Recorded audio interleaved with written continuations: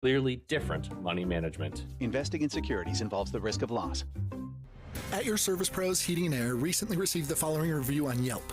I'm so glad I got a second opinion from At Your Service Pros. They identified the same items of work to be done, but gave me a much more realistic quote.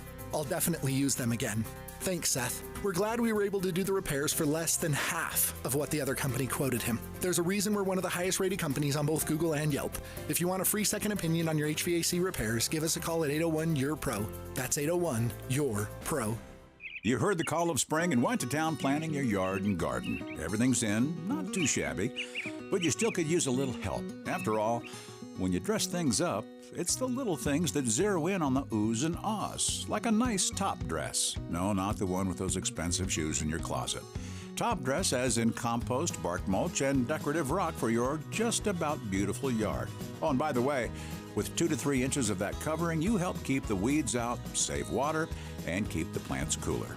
So how do you put those finishing touches together? You call the Dirt Bag. The Dirt Bag makes dressing up your yard so much easier. They'll deliver your bag of bark, mulch, or decorative rock right to your driveway. They'll also deliver loose product in bulk. Or you can pick it up if you like just west of Mountain View Corridor at 6054 West, 9790 South in West Jordan. This is one Dirt Bag you'll love. It helps save you money and time. Order your bag now at thedirtbag.com. That's thedirtbag.com. Happy kids heal faster. That's why Starlight Children's Foundation is dedicated to improving the mental well-being of sick kids.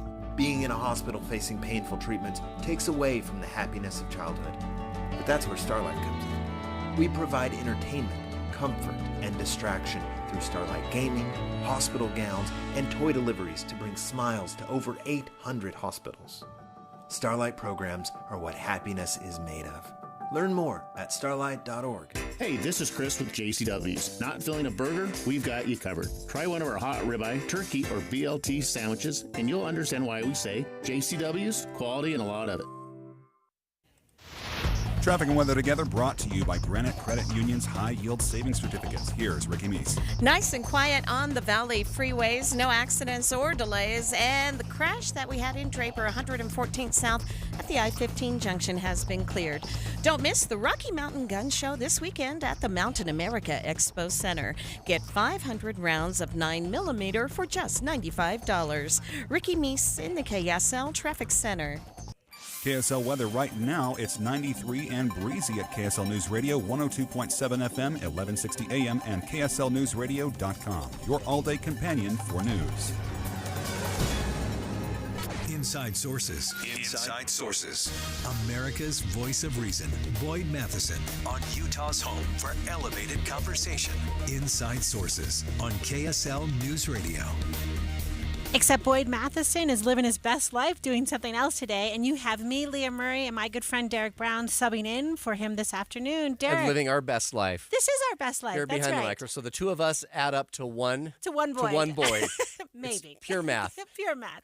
All right. So, Boyd, today the Utah Supreme Court. Boyd. See, we just said Boyd and I said it wrong. Exactly. Derek, sorry. Derek, today the Utah Supreme Court has gathered in our state capitol to hear a case that impacts all Utahns and probably has some national implications as well. Basically, the question I think, Derek, they're asking is, did the Utah legislature break the law when they repealed Utah's district maps and redrew them? Exactly. And this is the process they do every 10 years. And so this process was just completed. And now this lawsuit is basically saying they violated the Constitution by what they did. That's right. And today was the oral arguments That's about right. that issue. And we have got with us Hayden Johnson, who works as legal counsel at the Campaign Legal Center. Hayden, welcome to the show. Thank you for having me. All right. So can you talk us through what your case is and how it went today? The case really has two parts, both seeking to uphold Utahns' rights to have a say in what their government does and to have the last say in what the policy of the state should be. And it breaks into two categories of claims. One is challenging the legislature's complete repeal of the ballot initiative that passed in 2018, Proposition 4, which expressed Utahns' view that partisan gerrymandering should be outlawed in the state. And if the legislature gerrymanders, Utahns should be able to go to court and say that that was wrong. Then our second category of claims is challenging the actual map that the legislature passed for the congressional districts. The map divides Salt Lake County in 4 different ways because all the voters that favor the party that the legislature disfavors live in Salt Lake County, and dividing them 4 ways means they can't elect a member to Congress. So, Hayden, talk to us about, I mean, you mentioned that the focus is on gerrymandering, and it's really a loaded word, right? I mean, whenever someone says, hey, there's gerrymandering going on, nobody likes that, but isn't gerrymandering sort of in the eye of the beholder? You know what I'm saying? I mean, one group that thinks something is gerrymandered may say that it's fair in other places, and it seems like some of the arguments being brought here by sort of left-leaning groups are the same arguments that the groups have brought in Democrat states by the more right-leaning groups. You know what I'm saying? Like, how do we define that? Well, I'll start with saying gerrymandering is bad for democracy, whether it's done to favor Democrats or Republicans. So the actual composition of the party is irrelevant to the question of, is this how our democratic process is supposed to work? And while there might be some close call cases that you could debate whether something's a gerrymander or not, this is not one of those cases. There are no neutral, traditional criteria or justifications that it could explain why you would divide Salt Lake County 4 different ways. The explanation for that is because certain voters with certain political views live in that area, and the legislature doesn't like those views and would like for them to be divided so they can't elect a member to Congress. All right, so can you just tell me how this is different? Because the deal is the Supreme Court says you can't gerrymander along race lines, and we saw that when that recent case in Alabama, but they have said you can gerrymander along partisan lines. So can you tell me quickly how you're going to get this done? Well, the U.S. Supreme Court said that the federal courts are not the place that you discuss partisan gerrymandering claims, that state courts are really where these claims ought to be brought. And that's to account for differences among states. You have a standard that can be tailored to that state's needs and where the population lives and what criteria are important to that state. And so that's exactly what this case does. It takes the U.S. Supreme Court up on its invitation to say, hey, take these cases to state court, and it asks the Utah Supreme Court to uphold Utah's fundamental constitutional rights to have a free and fair electoral process. Fantastic. All right, Hayden Johnson, thank you for joining us on the show. We appreciate your time, and best of luck to you. Thank you very much. Take care. And we also have now with us Laura Lewis, who is one of the plaintiffs, and we've got her on the line. So, Laura, welcome to the show. Thanks so much for having me today. So do you want to just pick up where Hayden left off? And I guess it sounds like you're now making these arguments, but instead of the federal court, you're now doing it here in state court. And so talk to us a little bit about, as a plaintiff, why you're bringing the case. Right. So I represent an organization called Mormon Women for Ethical Government, and we have women membership throughout the state of Utah. We represent our members are Democrats, Republicans, Independents. So for us, this lawsuit is not a partisan lawsuit. It's not about one party having more control or another. To us, it's about preserving our democratic institutions and holding our legislator accountable. So our membership helped gather signatures for Proposition 4 back in 2018 when Utahns were really saying, we don't want gerrymandering to be part of the process of redistricting. We want it to be a clear, transparent process. We're going to create an independent redistricting commission to help create those maps and provide those to the legislature. So we do this in a really transparent, democracy-friendly way. And unfortunately, when the legislature received those maps, they threw out the maps, and behind closed doors, they drew their own maps. And so joining this lawsuit, MWAG, it's just the next step in the democratic process to hold our leaders accountable and to help them to understand that voter protections and strengthening democratic institutions is something that Utahns value and our organization specifically really values. So, Laura, I appreciate your argument. I just kind of want to push you a little bit, if that's okay. My understanding is your initiative didn't give authority to the commission, right? It was more kind of, like a guideline, right? So the commission would kind of give ideas. So I'm not sure.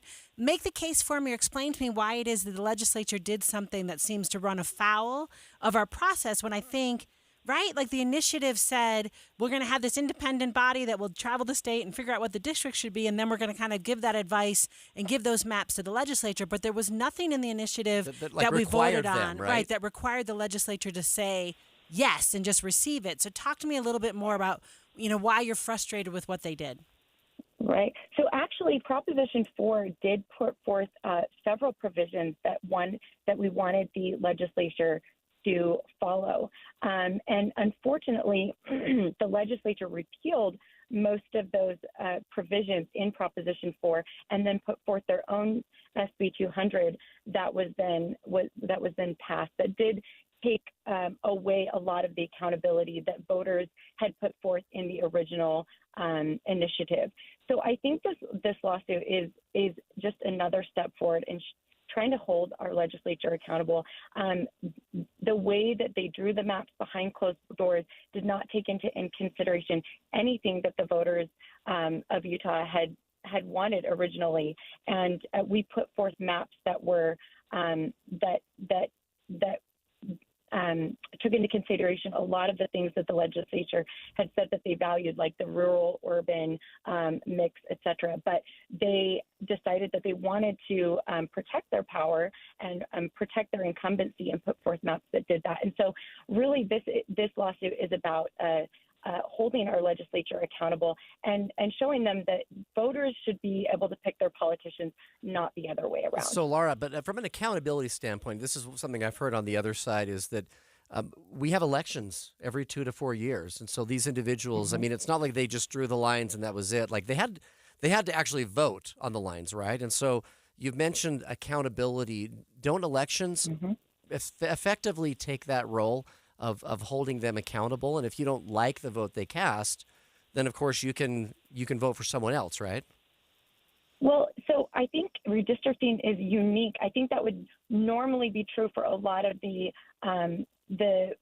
legislation that our legislative body passes. However, when you're talking about redistricting specifically, when you redistrict in a way that dilutes voters and protects your own incumbency, you are in fact protecting yourself from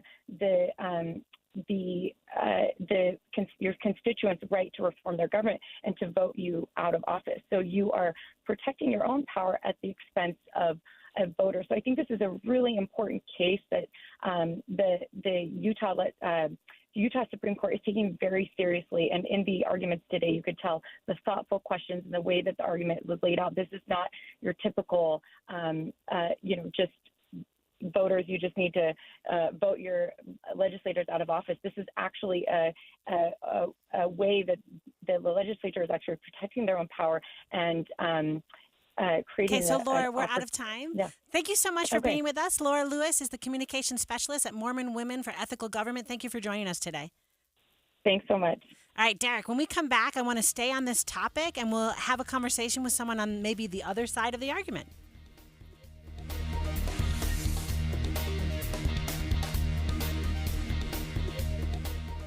Utah roads, that's a bad one. Ouch. Are in rough shape. Why don't they fix that? Join us for an in-depth look at Utah roads and why repairs are taking so long this year. Listen mornings and afternoons this week to KSL News Radio. Men who have given up in their intimate life because of prostate issues, testicular cancer, or simply no ED treatments you've tried have worked. It's not the end. At Summit Men's Health, they have a customized approach for each individual patient to get results they desire and deserve. Stop wasting your time and money with treatments that don't work for most men, like Shockwave, Viagra, or the shots. Summit Men's Health guarantees results in your first visit, or you don't pay. Call Summit Men's Health today and get the spark back in your relationship. Summit Men's Health, 435-500-2790. They're so confident this will work for you, they promise if you don't get results on your first visit, they pay you $500 cash, no questions asked. Call Summit Men's Health today at 435-500-2790. That's 435-500-2790 to get the passion back in your love life.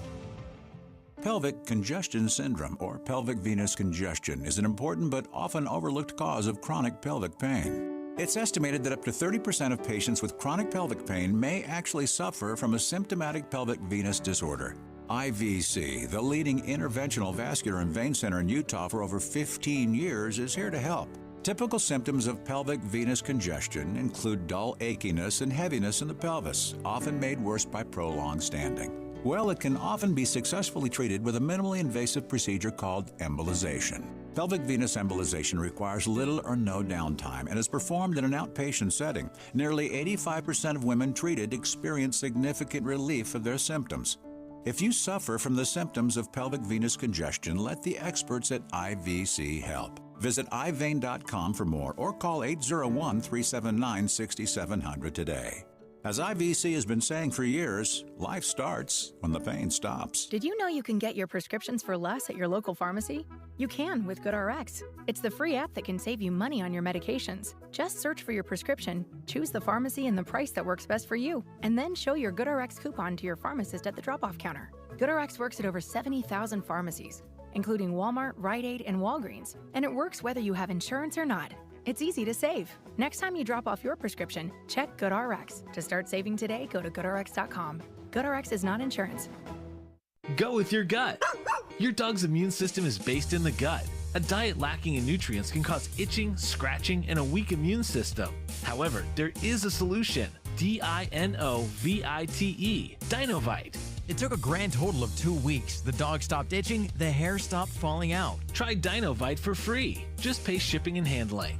Learn more at dinovite.com/radio. Happier, healthier with every bite. Over 1 million pets helped with Dinovite. We're going abroad for the first time in years. To Spain. So we started using Babbel. And started learning Spanish fast.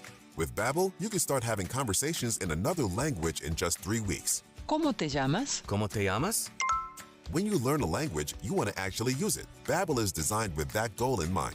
In just 3 weeks, we're starting to have conversations in Spanish. Gracias, Babbel. Babbel, language for life. Now try Babbel for free at Babbel.com. That's Babbel.com. Some little piggies go to the market. Some little piggies go to the beach. Some little piggies keep up with a 4-year-old. Others run 10Ks, some vacation in Zanzibar, and some even ballroom dance. Cha-cha, little piggies. Is there anything little piggies don't do? Don't they ever stay home? Keep those piggies going. Don't miss Free Stress Relief Day at the Good Feed store on July 15th from 10 to 4. Free Stress Relief Day is fast, free, and 1 day only at the Good Feed store in Sandy near Shields. Call 1-800-NEW-FEED or visit mygoodfeed.com. Is it time to replace your roof? Intermountain West Contractors can finish most projects in just 1 day using top-tier quality materials at an affordable price. Visit IWCroofing.com. When I have an asthma attack, I feel scared.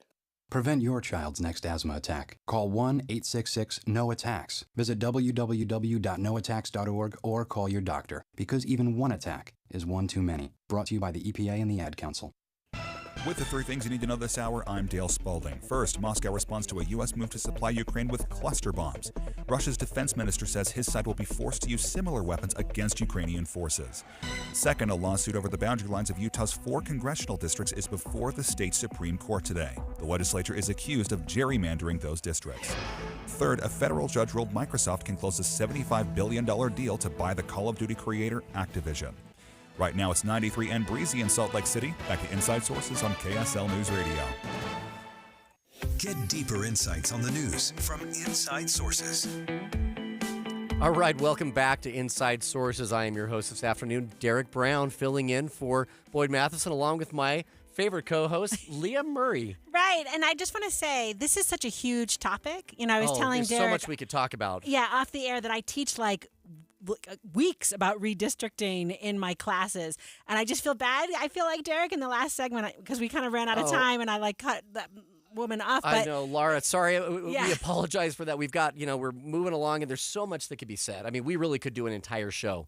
We should do just an on entire redistricting. Show. Yeah. I mean, it really. From a political standpoint, well, you teach a class on it. That's right, because it's so important and so interesting. Exactly. And I think a lot of people don't understand. This is like 230 years of, people doing this thing, right? Exactly. Doing this redistricting every 10 years. And so there's a lawsuit today. The reason we're talking about it is it's being heard at the Supreme Court We just heard from the plaintiffs, their attorney, talking about sort of why the legislature went wrong. And fortunately, we have with us now a member of the legislature, Senator Dan McKay, who can sort of give us a counterbalance on some things that maybe the plaintiffs aren't considering. So, Senator McKay, thanks for joining us. Yeah, thanks for having me. So give us a sort of a basic intro on what is it. I mean, this is a tricky process, obviously. I mean, the legislature, like your Senate district, has how many people in it? Like, there's an exact number. Do you know what that number is? Yes, about 105,000 people. 105,000 people. So drawing a state map with 29 Senate districts at 105,000 people is incredibly difficult, and you can't just sort of take the boundaries of, like, you're in Riverton, right? So you can't just take the boundaries of Riverton and draw a circle and say, all right, that's the district. I mean, there's a lot that goes into that, as well as into the congressional maps that were drawn. So what is it that perhaps the plaintiffs aren't thinking about that the legislature had to consider as they were, going through this process? That's a great question. I love this topic. Like Leah said, it's super interesting, and it genuinely shows a kind of an attitude about representative government for some folks. And that's what's kind of interesting about it. When you think about the average population in a congressional district in the United States is about 760,000 people. In Utah, it's closer to 740 or 745,000 on average, but you're within the 1% mean. The interesting thing in trying to find 760,000 people that all think the same and draw the same is not our congressional standard. In fact, congressional districts in and of themselves, the process to create them is an extension of a political process. The courts were always meant to be, in our founders' documents, were always supposed to be the arbiter, the neutrality, the draw the lines in the sand between the two factions arguing over one thing or another. And in some ways, the courts have done that, and they've said, look, we can't come up with a federal standard that works for the entire country. Go litigate these at the state level, something that has never been done in our history in the state of Utah. I'm not sure about the country, but at our point of statehood, that hasn't been a thing. And so our court's trying to, really carve out new ground, follow the Supreme Court and its drawing and its guidance, and then do this. But think about Salt Lake County for just a second. You're talking about a little more than 1.2 million people, which is larger than a congressional district anyway. So at the very least, you're at least two districts in Salt Lake County. And so how do you divide it up between two? And some may argue that it's this or that, it should be different.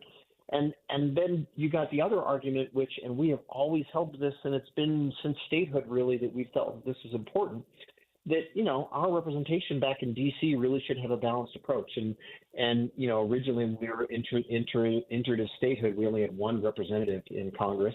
In 1913, they expanded Congress so it became 435 members, and shortly thereafter 437 after the admission of Hawaii and Alaska, but then back down to 435 in the next redistricting. All this to say, we've had 435 members of the U.S. House of Representatives for a long time, and it's represented 760,000 people. And all these arguments over gerrymandering is really, in my opinion, it goes to the scarcity mind of politics, and really, which is kind of the basest argument. But that scarcity mind is what's causing the problem that we really ought to be looking at, I think, in my personal opinion, that we really ought to be looking at doubling the size of the House of Representatives.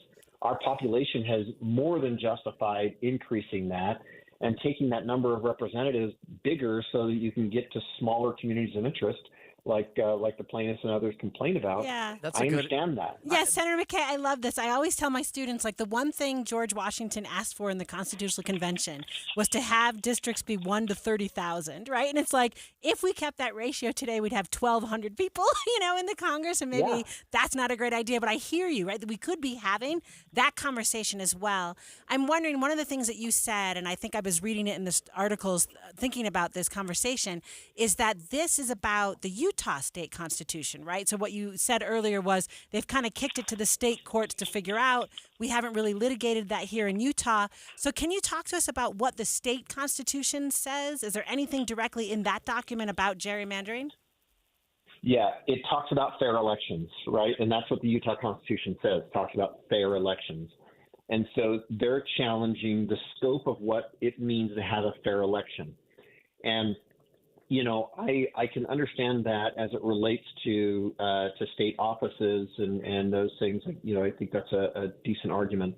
But does fair mean that we should carve up a district so that one party has its representation? And that's one thing that's really not thought about very often in these arguments is the fact that I think it's something like 20 or 25% of the state of Utah's registered voters are Democrats. You would legitimately, and right now we have 4 members of Congress, so they're arguing, hey, one of those should be a Democrat. But if I had to get creative and dive down into partisan data just to create a seat that a Democrat would for sure win, it would look like the weirdest seat in the entire country. And it would divide up the population in such a way that none of us could logically get there. Now, if you want to go back and figure out how to do it, go back and look at the maps that the nonpartisan group came up with. They legitimately tried to play odds maker and come up with a map that a Democrat could for sure win. And that's really what gerrymandering is, an insult slung it from one side to another, saying, hey, I can't win with this situation. Therefore, you're this evil word, whatever it may be. And I think this point gets made all the time too. Man, if you spent any time in some of these Democratic states, I'll send you to Delaware for the weirdest ones, but they have legitimately done everything they can to keep Republicans from winning in those states. And the problem that I have is that if you can't find a national answer, a state-by-state answer isn't going to be great either. Exactly. All right. Well, hey, thank you for that perspective. We've had Senator Dan McKay, who is part of the process and sort of brought some ideas that perhaps the plaintiffs haven't been thinking about. So thank you, Senator McKay, for joining us. You're welcome. And it'll be interesting to see kind of how this shakes out, right, Leah? I love the conversation. I love that he teased, like, maybe we should just make the house bigger. I know. Isn't that fascinating? Right. Well, and what's interesting is, I mean, truly, and no one wants to hear this, but gerrymandering is in the eye of the beholder, isn't it? And it's over 200 years old. We've done it exactly. for a long time. I mean, and you take places like Illinois where they have 17 congressional districts, 14 of which are carved in unique ways so that a Republican will never, ever win. And so you have lawsuits there. And so the left here is making the same arguments that the right is there. So again, it's an interesting sort of thing. All right, well, stay with us. We have a fascinating story coming up next. We're talking to Speaker Brad Wilson and the money that he's raised in this last quarter.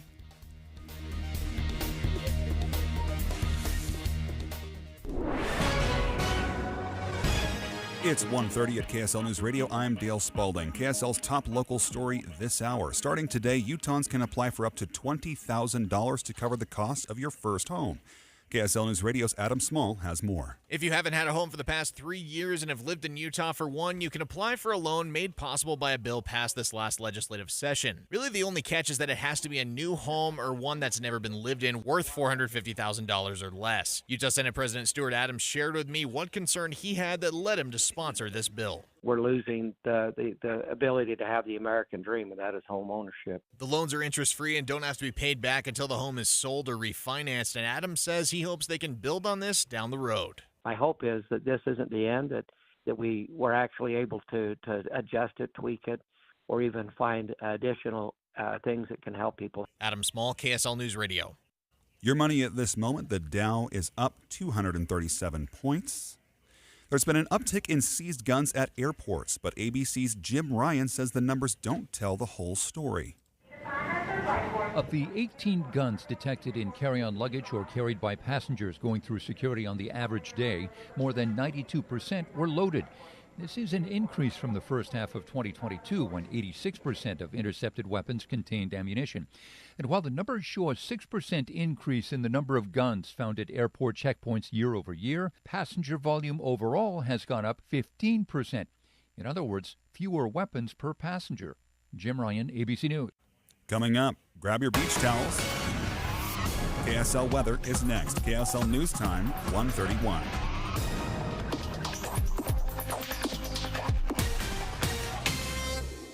We have enough people running around Broadcast House at 4 in the morning to field a football team. Producers, reporters, the traffic team, and us. This is Tim and Amanda. Join us each morning from 5 to 9 on KSL News Radio.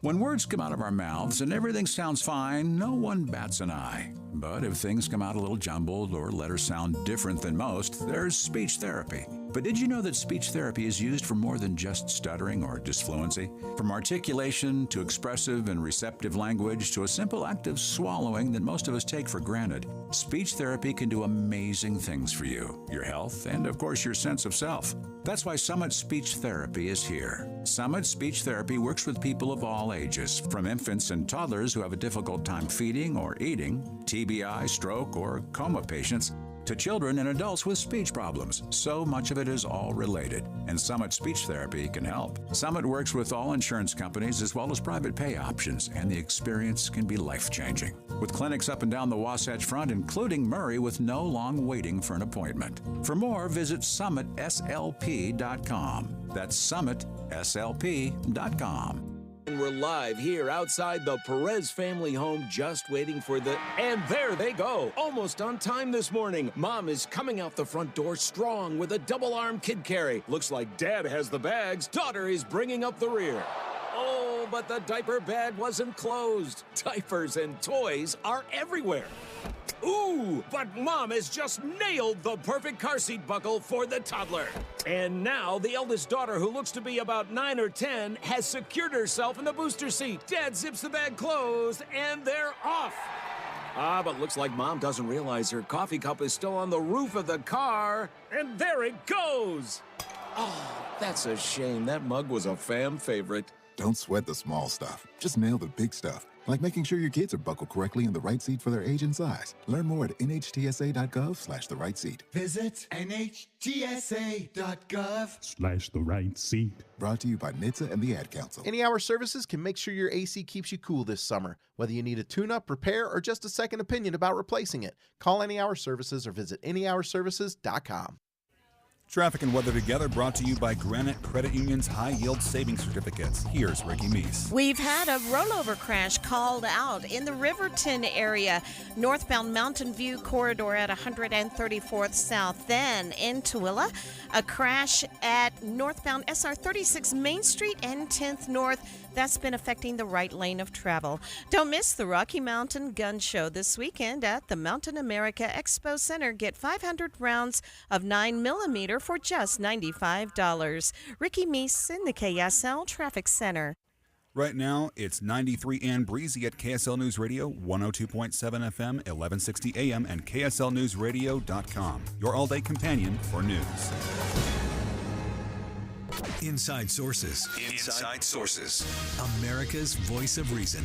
Boyd Matheson on Utah's home for elevated conversation. Inside Sources on KSL News Radio. Except today you don't have Boyd Matheson. You have me, Leah Murray, alongside my good friend Derek Brown. And Derek, the deal is the 2024 election cycle. I think a lot of people are talking about the presidential race. Because, oh my goodness, there's so much fun I know, there's going on. 14 Republicans who knows? who are in the race so far. All sorts of things going on over there. But there's another race that will have a big impact on Utah and the lives of Utahns here, and that is the Senate race. So we don't know for sure if Senator Mitt Romney, who is in the seat right now, will actually run for re-election. But what we do know, because we actually have data, is that the current Speaker of the House in the Utah legislature, who is Speaker Brad Wilson, launched a Senate Exploratory Committee, and then I think yesterday maybe hit a huge fundraising record. We have with us Brad Wilson. Welcome to the show. It's great to be with both of you. How are you? We're good. So, Speaker, tell me if I said something wrong. Did you break a record? Is that right? Or what are we talking about? What is this record that you broke for fundraising? Yeah, we launched our exploratory committee in April, and we've been going around the state hearing what Utahns think and are expecting in their new U.S. senator, and also raising money. And we set two records, actually. We set a record for the amount of money raised for my exploratory committee or any kind of federal campaign for federal office, in the first quarter of fundraising, we raised over $1 million from Utahns. And then there's a total fundraising record that we broke as well, over $2 million, which includes a contribution from my family. And so, but the $1 million from Utahns, 94% of that, Leah, came from Utahns here in the state. And we're just overwhelmed with the support and the enthusiasm we've received, and the outpouring of support from that 94% of Utahns that sent $1 million in to help with this effort.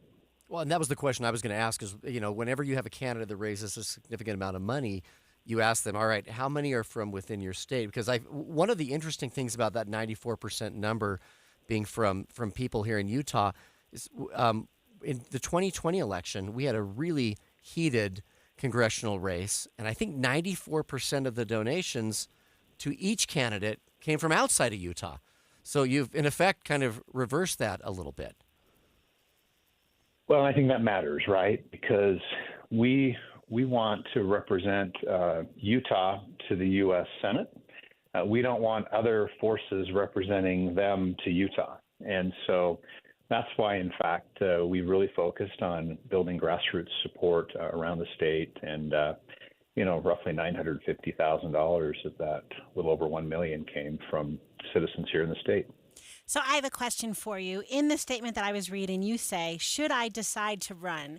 And I know you're not making like an announcement right now, Speaker, but I'm just kind of wondering, don't these kind of numbers make you think that you should run? I mean, is this part of your decision-making calculus, or are there other things that you're still thinking about? Well, for sure, this is part of the calculus. And to be really honest with you, we lapped my goal. The goal was to raise $500,000. That was my goal. We lapped it with over $1 million. And it's just telling us that there is a lot of support. I understand this state from top to bottom in ways that very few people do. That just kind of comes with the territory, being Speaker of the House. But what people really want is they want a strong conservative fighter back in D.C., getting D.C. to act a lot more like Utah, not the other way around. And that's why we're so kind of overwhelmed with and excited, actually. And it's increasing the likelihood for sure that we will announce a full campaign sometime this fall. Yeah, so Speaker, obviously, I love how you just said that you lapped yourself, like what your expectation was or what you were hoping for. So clearly your message is resonating with voters. So what specifically are you talking about when you're traveling the state, and why do you think it's resonating so well? Well, there's a lot of frustration, pent-up frustration. Everyone in Utah has been dealing with the reckless spending in D.C. that's caused all this inflation. We're paying more for everything. People understand they can make the direct connection from the spending to inflation, and we need to rein in that federal spending back there. And no state in the country is better than Utah at managing our state budget. I mean, we know that. We have outside sources that tell us that. And that's why one of the things that we hear over and over again is we want to export our expertise and talent in Utah to D.C. to try to fix that hot mess that's back there. And Speaker, I appreciate your point that as Speaker of the House, you know the state, right? Backward and forward, you probably know everything. But when you've never actually run a statewide race, so this would be a different race for you. So what do you have to consider, you know what I mean? Like when you're prepping to maybe do that, how do you change what you're thinking and how you do things? Well, I don't think I have to change a whole lot about how I think about the state, because I do spend a lot of time all over the state and meeting with citizens and elected officials and understanding the issues and helping solve problems everywhere. But for sure, Leah, I've never run a statewide election or race before. And so there's a learning curve for me. That's why the fact that we were able to break a record in terms of local fundraising was so meaningful to us. And it makes us feel like we've assembled a great team. And one of the things we know is that because of the strong early support we've seen financially, that it gives us a lot of confidence that financial resources will not be a significant obstacle for us if we choose to run. All right, Brad Wilson, current Speaker of the House, current Speaker of the House in the Utah Legislature. Thank you so much for joining us this afternoon. My pleasure. What do you think, Derek? Well, it's fascinating. I mean, those are numbers that are pretty unique. Yeah, from so talk a to me federal about that. standpoint. Right. So talk to me about that. When we are, because you're someone who's run races and you're kind of aware, I think, better than most people, how much money you need to raise, how much you might have to spend, where the buckets of money are, like where you need to go. Talk to us about, right, like what does this mean that he's breaking these records? It just seems like so much money and obviously overwhelming support for him, or am I just not understanding it? Well, I mean, the reality is, I think what both parties look for in candidates is the ability to raise money. And again, this is one of those sort of things that people don't like to talk about as much. I mean, we just spent the last two segments talking about gerrymandering, and no one really wants to talk about that. But the reality is, I mean, money is the way that you get your message out. And when I served as a party chair, and I know that it was the same for the chair of the other political party, that what we looked for in candidates, frankly, was can this person get their message out? And whether we like it or not, the reality is, I think money is an indicator, and there's always the complaint, well, the other candidate has more money than I do. That's not fair.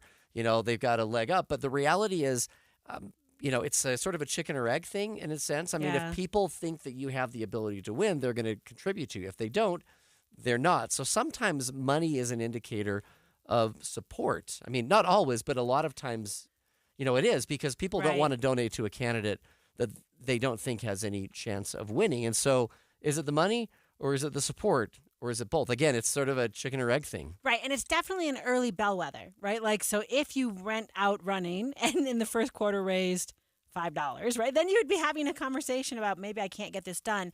But it also matters, and I heard the speaker saying this, if I want to run a statewide race and it's a Senate race, I mean, I think the average spending in a Senate race nationwide, which of course includes, places like California that have a ton of media markets, I think it's like $6 or $7 million, right? So it's not just, do they like me? It's also like, can I actually afford to do this, right? Yeah, because the last thing you want as a party is a candidate that you've nominated and then have a candidate who can't raise the money. I mean, obviously the party is supposed to help you, but the reality is, here in Utah, for the most part, the fundraising is the candidate's responsibility. That's what they do. Right. And if they can't sort of raise the amount of money they need to get across the finish line, then you have real problems. Right. They can't run the race. And then in the middle of it, you've kind of, run out of the resource. I like how the speaker refers to it as the resources and firepower we need to get the message out.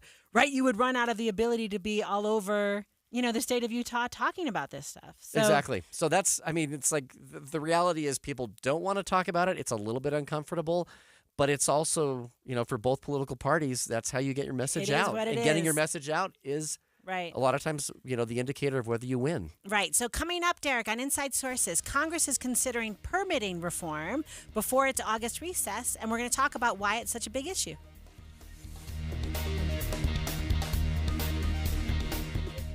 Well, that was nice while it lasted. Here along the Wasatch, partly cloudy to mostly sunny and hot. Looks like the upper 90s are here for a while. Listen each day to plan, and so you know when the heat is ready to break. Traffic and weather together every 10 minutes on the 9s, mornings and afternoons on KSL News Radio. This is Jeff Stout with Fink & McGregor, Mortgages Made Simple. Over the years, I have seen a lot of down payment assistance programs. Most of them just aren't practical for one reason or another, but we have one now that is pretty solid. This program is for first-time home buyers or some buyers who have been out of the market for several years. It includes a gift of up to $4,000 to help with the down payment. Given that this program only calls for a 3% down payment in the first place, this gift can be a real game changer. Some restrictions apply. One restriction is that the household income cannot be over a certain amount, which for most areas along the Wasatch Front is around $85,000 annual income. Call us today if you want to take a look. Fink & McGregor, Mortgages Made Simple, 801-264-9494. That's 264-9494. Or on the web at finkmcgregor.com. NMLS 289115. With the economy the way it is, you're probably staying put. So invest in your home, your number one asset, with beautiful custom replacement windows from Advanced Window Products. They're a local Utah company building beautiful vinyl framed and insulated double pane windows for 37 years right here in Salt Lake City. Advanced Window Products will save you money on your energy bill. Get security features to keep your family safe. And at Advanced Window Products, it's all custom. And the best part? They're local. They build the windows, they install the windows, and they guarantee them for life. So there's no middleman markup. You save on the highest quality windows in Utah. Plus, Rocky Mountain and Dominion offer rebates. For a limited time, they offer 60-month 0% financing. And right now, get $2,000 off 10 windows or more. They're working 8 weeks out. So make the call now. Advanced Window Products, 801-850-9100. That's 801-850-9100 or visit AdvancedWindowsUSA.com. I'm Kareem Abdul-Jabbar. I learned about atrial fibrillation the hard way. My symptoms would come and go. Shortness of breath, fatigue. I kept going. Then I got so lightheaded, I couldn't. My doctor said I have AFib, so I'm about 5 times more likely to have a stroke. Other symptoms, irregular heartbeat, heart racing, chest pain can come and go, but the risk of stroke stays. If you have symptoms, tell a doctor. Visit NoTimeToWait.com. Sponsored by Bristol-Myers Squibb and Pfizer. Mr. Clean, Mr. Clean. Of course I use Mr. Clean Magic Eraser to clean tough messes off my stovetop and bathtub. But then I discovered I can also use it to easily clean my patio furniture and even my shoes. I'm hooked. And when wipes won't cut it, I use Magic Eraser Sheets. They're thin and flexible erasers, perfect for everyday messes, like gunk on my counters and sinks. They really are magical. The reviews are in. Mr. Clean Magic Eraser and Sheets make cleaning look easy. Stop for a moment and think about this. Do you know how much money in your 401k or IRA is actually yours? Or will the government take a bigger chunk than you thought? Remember, you still might owe taxes on that money. But do you have a plan to help make sure you don't pay more than you should? At Capital Wealth Advisors, we believe you deserve to keep more of what you've earned, which is why we're here to help you navigate the confusing world of retirement taxes. It's your money. You deserve to know what's at stake. Right now, taxes are historically low, but they won't be this low forever. So call the Capital Wealth Advisors team today so you don't miss out on this opportunity. 801-210-5500. That's 801-210-5500. You work hard for your money, and we'll work just as hard to help you keep it. Capital Wealth Advisors, 801-210-5500. Advisory services offered through Capital Wealth Advisors, LLC, a state of Utah registered investment advisor. Firm may not give tax advice. Utah's Family Fun Rodeo is back July 13th through the 15th. The Ute Stampede at Juab County Fairgrounds. Rodeo starts at 8 nightly. Visit UteStampedeRodeo.com. At KSL News Radio, we have a 30-year legacy of honoring Utah teachers, but we can't do it without your help. Please tell us about an important teacher in your life on the KSL Teacher Tribute Wall, presented by Cypress Credit Union. Each month, one lucky teacher wins a $500 gift card from Cypress Credit Union, a $250 gift card to Harmon's, plus season tickets to Hale Center Theater. Say thanks to your teacher today at KSLNewsRadio.com/teacher from Cypress Credit Union and KSL News Radio. With the 3 things you need to know this hour, I'm Dale Spaulding. First, TSA says it sees more guns at airport security checkpoints this year, 6% more than over a year ago. Second, I-70 is closed both directions right now, just west of the Utah-Colorado border because of a wildfire. It's about 1,800 acres. Third, the Salt Lake City School Board is considering whether to close schools. They'll get a report with recommendations for that decision later today. Right now, it's 93 and windy in Salt Lake City. Back to Inside Sources on KSL News Radio. Hear elevated conversation on crucial issues. Boyd Matheson on Inside Sources. Welcome back to Inside Sources. That's the elevated conversation that Boyd Matheson always brings. I know, exactly. Boyd would be disappointed. Hey, so I'm Derek Brown, and that was Leah Murray and my co-host today, and we're having a lot of fun. And the problem we're running into is that some of these topics, you have like a 10-minute segment to talk about things, and we need about 30 for each one of these. Oh my goodness, right? I mean, the redistricting, this is where the sausage is really made in politics, and it's fascinating. Right, but I think like another place, and I'm teasing a little bit, Derek, because you want to talk about this topic we're about to do, but another place is like how they actually do the work, right? So I always tell my students, like a little bit in Congress, people have been there forever. Do you know what I mean? So they remember what you said last time, right, in every conversation. And in this permitting reform, what you were saying off the air, Derek, is a little bit the shoes on the other foot. Yeah, it's a fascinating topic. Now, we have with us someone who knows this topic inside and out. And a lot of times, for those of you who have been involved in the political arena, you know that the most important person when it comes to a member of Congress is the chief of staff, because they function as sort of the gatekeeper, right? Or the traffic light in terms of what the member of Congress does, where they go, who they see, that sort of thing. And to an extent, how well the Congress member can do in Congress, right? Because the chief of staff kind of manages there is all of it. Absolutely a direct correlation. Yeah. And so we have with us Corey Norman. Corey has served as the chief of staff for Congressman John Curtis for many years. Corey, thanks for joining us. Well, thanks a lot, guys. I actually want to talk about gerrymandering and about Brad and about all the other fun stuff that y'all are discussing today. Those are the things that really, you'll have to have me on in another segment. We can talk about gerrymandering and how the sausage is made on that side. I love it. Corey, you just made my whole day, because off the air I said, who wants to talk about permitting? And Derek said, oh, no, Corey loves to talk about permitting. This is good. But even more importantly, one of the things we like to do on Inside Sources is humanize our guests. Corey, in his spare time, is also a triathlete and generally wakes up in the morning and has more miles run than most of us, more steps in than most of us do all day by the time you've all woken up. So, Corey, I'm going to put you on the spot. What time did you get up and how many miles? Oh, boy. So you need to understand that this is my mistress, and I wake up at 3:45 every morning. Doesn't matter what time zone I'm in. So I biked this morning for about 28 miles and then ran for about 15. So, yeah. Yeah, Corey, I'm now questioning all of your life choices. And we've now effectively made everyone listening feel bad. Yeah, we all feel bad about it. Including myself, because I ran about a mile on the treadmill. That's all I was able to get in. All right. This is where I solve all my problems in the world. So anyway. I love it. So, Corey, tell us a little bit about... I can talk about that, too. Tell us a little bit. So there's a hearing tomorrow in Congress. Tell us a little bit about why this is important.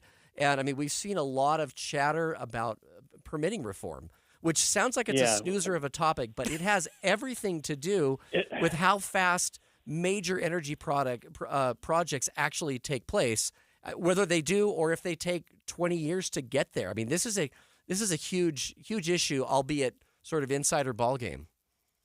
It is a little bit insider ball game, and it does sound a little bit like a snoozer, but people in Utah should really care about this. Let me start out by telling you that nobody credible in this argument wants to undermine environmental laws. That's just not the case, but people want answers. So a couple of months ago, Congress passed one of the biggest permitting wins that they've had in decades, and one of the things that it actually does, it allows the applicant to do what we're referring to as deal with a single federal agency. So imagine if you have this idea, you're an applicant, and you have to go forward and say, look, I've got to deal with the Department of Energy, the EPA, FERC, which most people don't even know what FERC is. It's the Federal Energy Regulatory Commission. And you have this weird vortex of all these different federal agencies that you have to deal with in order to get something permitted. Now, this is permitting for solar farms. This is permitting for wind. This is hydro. This is wood. It's petroleum. It's gas. It's any of these things all have to go through these weird permitting processes. And what the permitting reform does is actually tries to not sidestep the environmental, but tries to speed this process up. And heaven forbid, if you have to actually start moving the product, moving the energy, then you're dealing with the Interior Department then you're dealing with Forest Service. So it's just a process that we're trying to expedite. So, Corey, tell us, what kinds of projects are we talking about? I mean, this permitting has everything to do with the project, whether the projects actually take place in the end. So what are these projects, and why does this matter to, our listeners of KSL? Well, part of the reason that it matters, let me set that part talk about that first. As most of your listeners will know, in Utah, 60% of the land is federally managed. And so we have to work with very unique challenges to ensure that folks, we're dealing with those challenges back here to make sure that folks in Washington, D.C. understand the hurdles that we deal with in Utah. So again, these are petroleum, this is natural gas, it's coal permitting, it's nuclear permitting, it's renewables, which again, to siphon those off, it's solar, it's wind, it's hydro, it's wood. I have to tell you, I had a conversation with my neighbor. I live in South Jordan, and I had a conversation with my neighbor the other day and was talking to him a little bit about permitting reform. And he comes from the East Coast, and he doesn't operate in the same environment that we do. And we both sort of agreed that no matter what we're doing, the current atmosphere right now does not work for anybody. If you want to permit solar, you have to go through the same permitting process, and it could take up 10 to 15 years to do that. And it's the same process that somebody has to do in order to permit a natural gas. And so, like I said, we're just trying to there's really good opportunities right now because the time is right in Congress to actually do some bipartisan work where both parties are coming to the table and saying, we need to get something done. Right. And I feel like that's what I was teasing Derek about earlier in this segment was it feels like probably historically Democrats were trying to slow everything down. And now that Democrats have projects they want permitted faster, right, they're looking for that. And is that what you mean by there being a bipartisan moment? Yeah. Okay. So yes. Go ahead. Well, I was going to tell you, so 90% of the permits right now that are pending are solar, wind, hydro projects. And so the Democrats are very motivated in order to figure this thing out. And Republicans who let me just say, Republicans like those projects also. We're just like to think that we understand that 80% of our fuel right now is coming from a fossil fuel, natural gas, petroleum, and coal. And so while we're trying to get all these things permitted, we understand also that fossil fuel is going to be here. It is going to be a staple of the energy that we draw from. And so all these things need to be permitted. And so this is one of those rare moments where everybody sort of agrees something needs to be done. And, it's interesting. By the way, those of you who just joined us, we have Corey Norman, and Corey is the Chief of Staff for Representative John Curtis. And we've only got about 1 minute left here. But, Corey, give us your thoughts when it comes to permitting.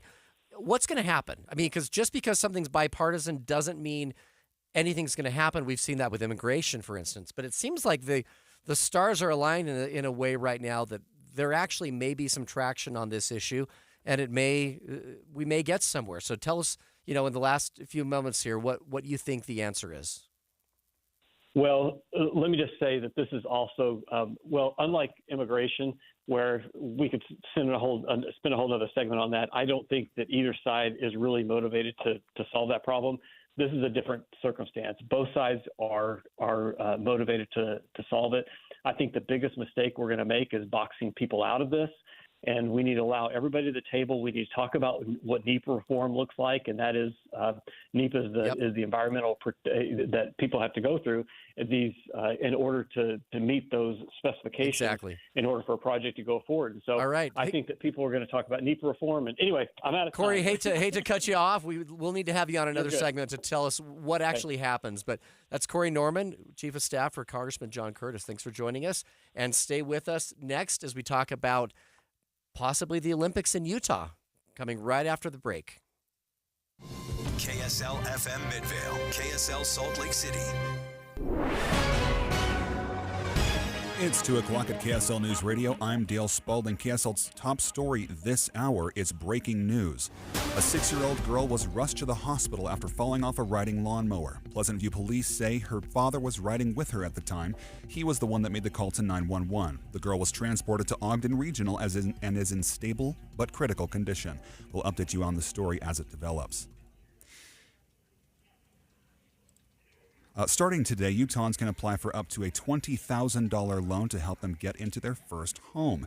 Utah Senate President Stuart Adams sponsored the bill that created this program last legislative session. The object is to accomplish that American dream, and that is home ownership, and to get people out of their apartments, those that haven't bought a home before, give them the incentive to buy. The loans are only eligible for new homes under certain conditions.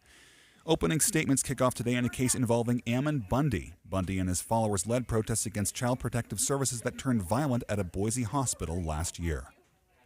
Your money at this moment, the Dow is up 316 points. Coming up, it's a hot one today. KSL weather is next. KSL News Time, 2:01.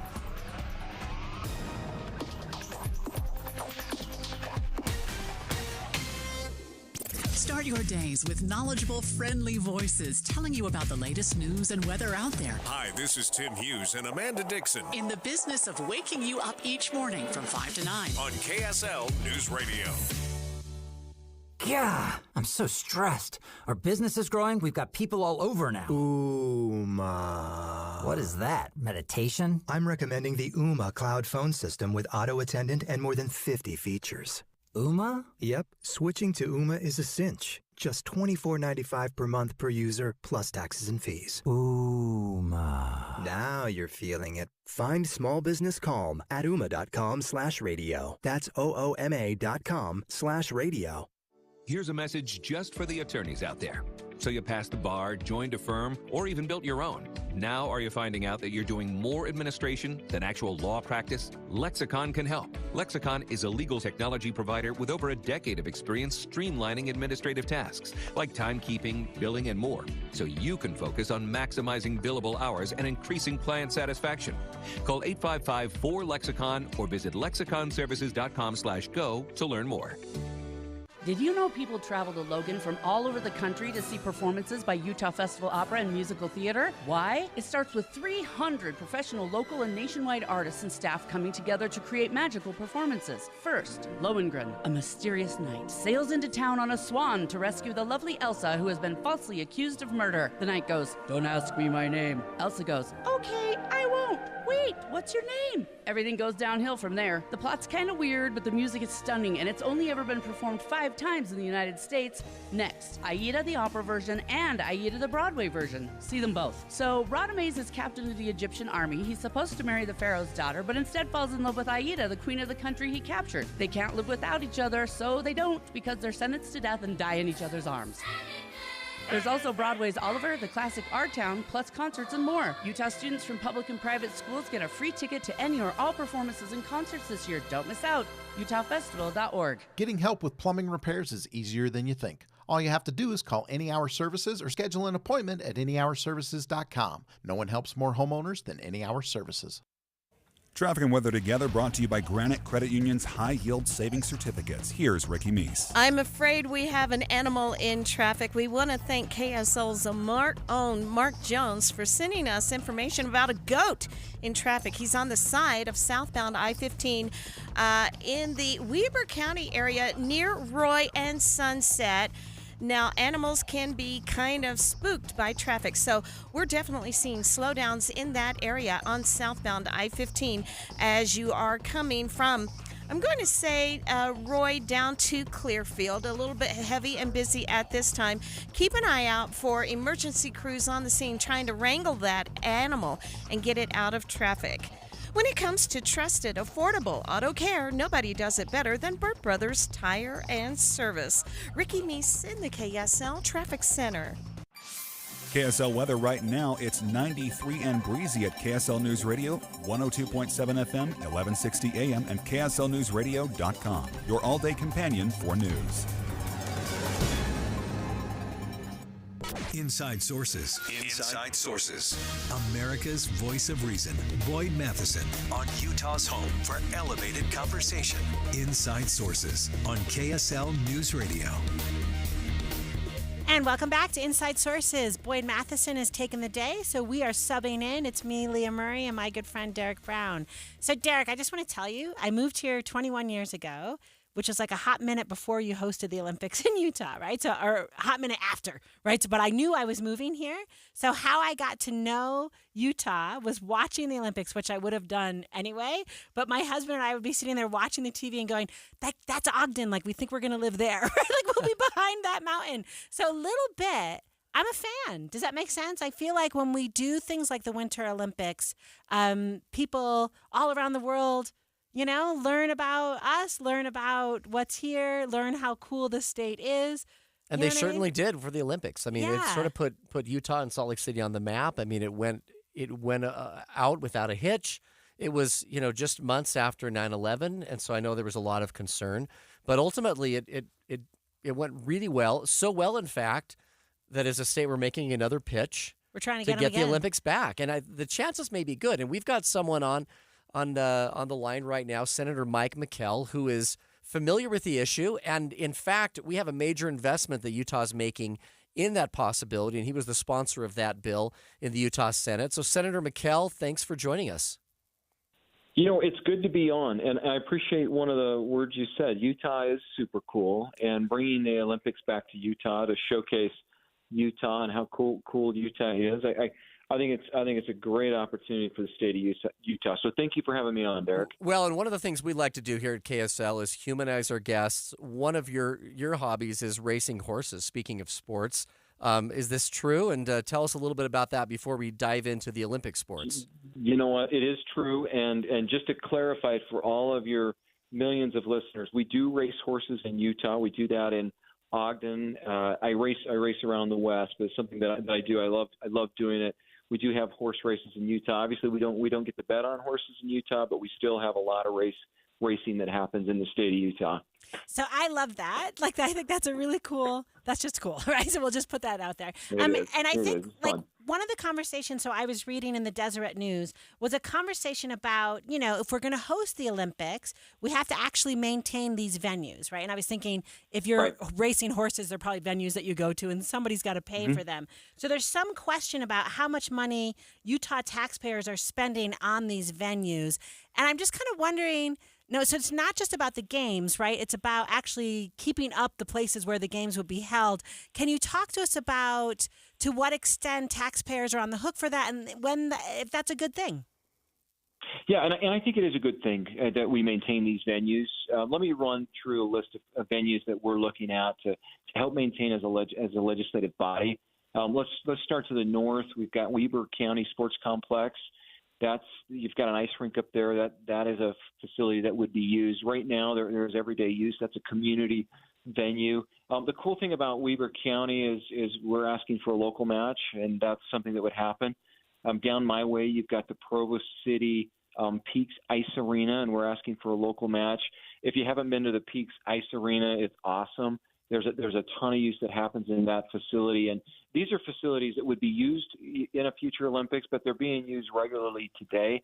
West Valley City, you've got the Maverick Center, you've got the Utah Olympic Park in Park City, you've got Soldier Hollow, the Nordic Center, you've got the Salt Lake City Ice Rink, and what we envision with the Salt Lake City Ice Rink is a 50-50 match, and these are facilities that are used every day. You may remember when the war started in Ukraine and Russia, a lot of the athletes from Ukraine actually came to Utah to train at some of these facilities in Park City. We have athletes training all over the world. They're training here today, not in anticipation of the Olympics in 2030 or 2034, but that's something that's happening on an ongoing basis here in the state of Utah. So we do need to make sure that these facilities are maintained. And so one of the things that I don't know that I read in the article was what you mentioned, a match. So in other words, the state is providing money, but they're asking these communities to, I'm assuming, match whatever that amount is, like a 50-50 match, or what does that look like? Yeah, so some facilities are a 50-50 match, and I'll give you an example. The Salt Lake County rink renovation, that's about an $8 million project, and for that project, we are asking for a 50-50 match, and that's something that not only helps us be prepared for the Olympics in the future, but that's a facility that's used by the community on an ongoing basis, and that's to keep us ready if and when we do get the Olympics back. The match is a little bit different with the different facilities. Weber County, Dare Sports Complex, the Peaks Ice Arena, the match is a little bit different, but we are looking at it carefully. But again, these are facilities that are used on an ongoing basis today, and we do need to make sure that these facilities are appropriate as we look towards the future. No, and I love that because I live up in Weber County and I learned to curl, right? Like in that ice rink that he's talking about. So your point's so well taken. It's not just about the Olympics. It's about community venues where they're doing, where people come and use them. And then the one here in West Valley, or Magna, I learned to curl as well. I had a curling lesson. It was an hour long. I love that. And it's a lesson in patience. Oh, my goodness. And the next day, my legs, I just got to tell you, those curlers, I'm super impressed. But okay, so Senator, can you talk to us? Let's just pivot a little bit specifically to the Olympics. To what extent do we think we're actually going to get them? And I know you can't, you don't have a crystal ball and you're not predicting. Well, yeah, go ahead. I don't have a crystal ball, but we met with our committee. So we created, it's called the Olympic and Paralympic Winter Games Coordinating Committee. Representative Hawkins and I chair that committee. And we met on June 15th. And that was a question that I wanted to know. That was a question that my co-chair, Representative Hawkins, wanted to know. And I'll tell you, the feedback we got from Fraser Bullock, our committee that's out there working on it, was very, very positive. We think the Olympics are coming back. The question was, will we be prepared for a 2030 Olympics or 2034 Olympics? The answer was yes to both. We will be ready for the Olympics, whether that's 2030 or 2034. But the feedback we received as a committee was very, very positive. We think the Olympics are going to come back to the state of Utah. And I think that's incredible. I think it's super cool. I was pretty young during the last Olympics. If it comes back, I look forward to being more and more involved. And they're going to announce the location of 2030 and 2034 at the same time, right? I mean, it's a little bit unique, but that is the current plan, isn't it? That could be the plan. So Derek, that's a great question, and that's something that was actually brought before our committee. There is a scenario where they could announce them together. That's something that we would prefer.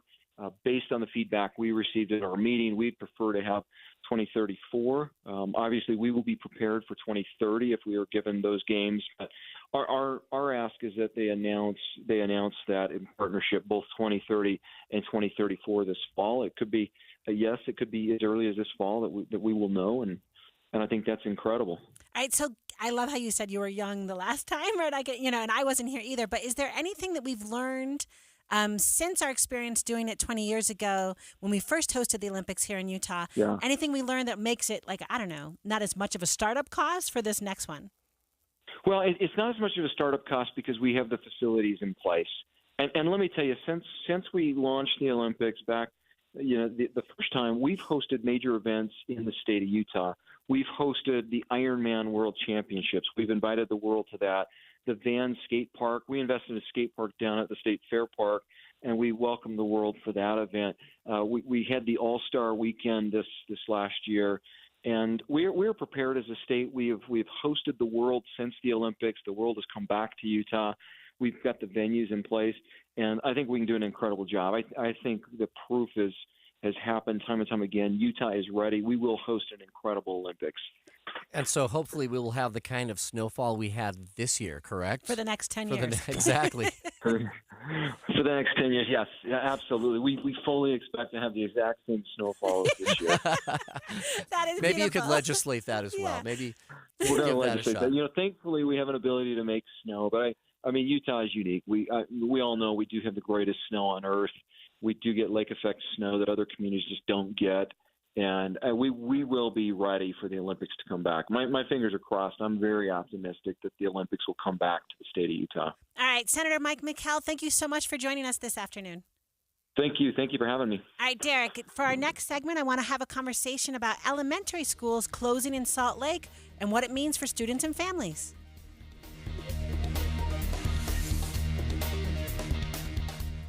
No story is too small. There's a moose on the loose. Or too big. A moose who frequents the South Weber Canal, drawing concern from the locals. She just looked super weak. Right now, it's better to leave her alone.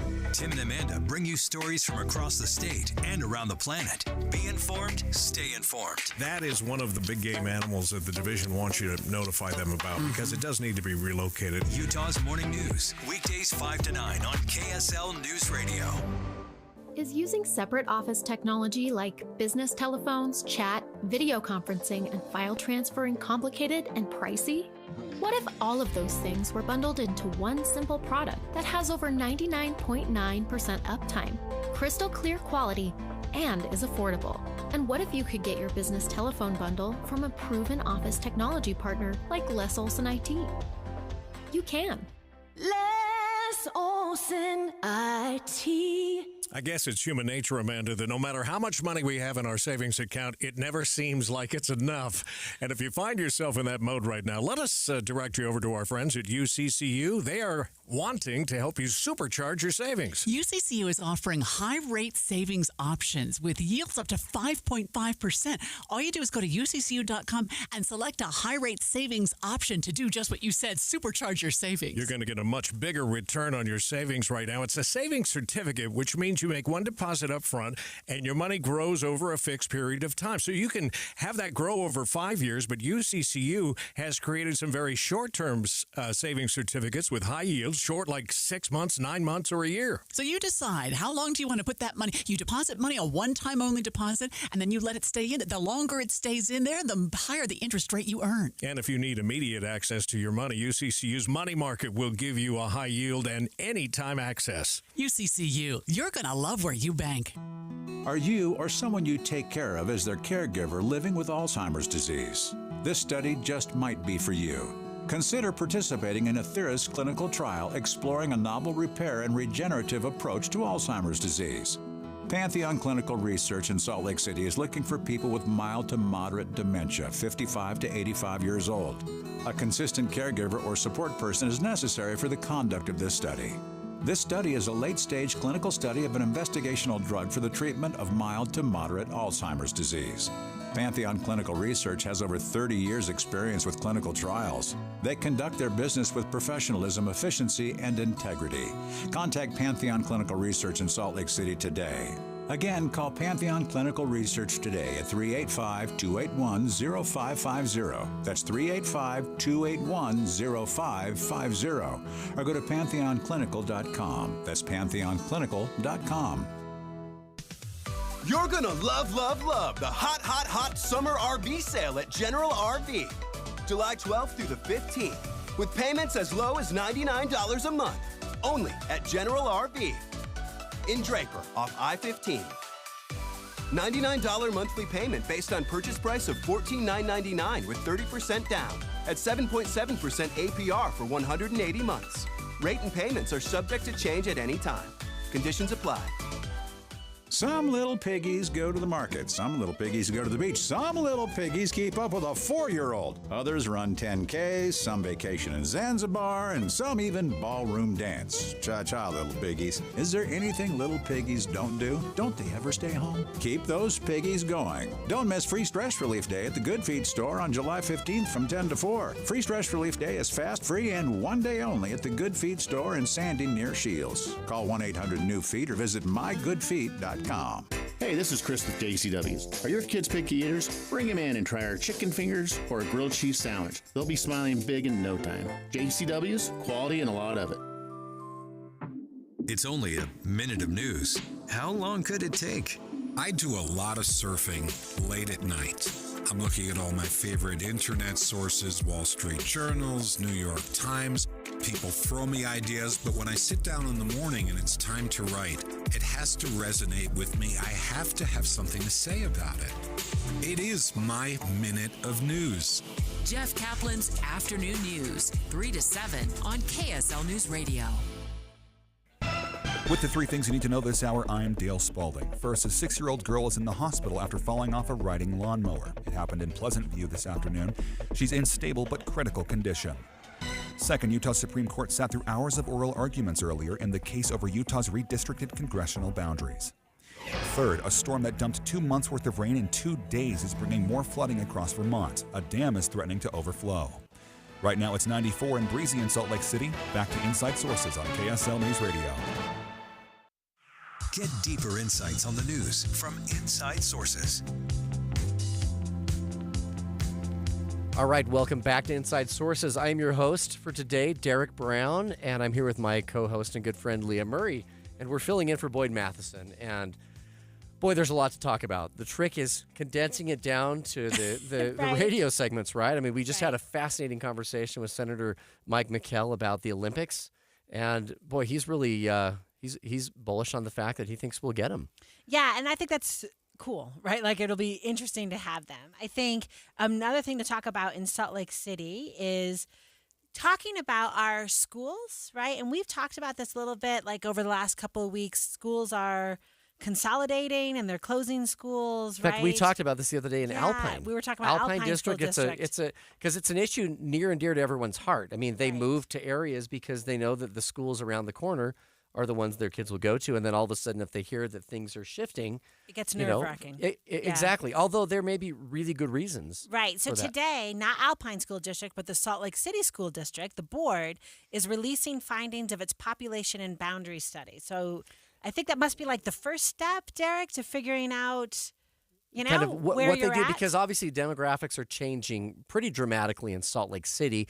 Other areas like, say, Harriman or Lehigh, the number of kids is growing, at an exponential rate. It's not the case necessarily in the Salt Lake City area. So we have with us Yandati Chatwin, who is the spokeswoman for the Salt Lake City School District, to talk a little bit about what's going to happen this evening and this list of possible elementary schools that may be closed. So thank you for joining us on KSL Radio.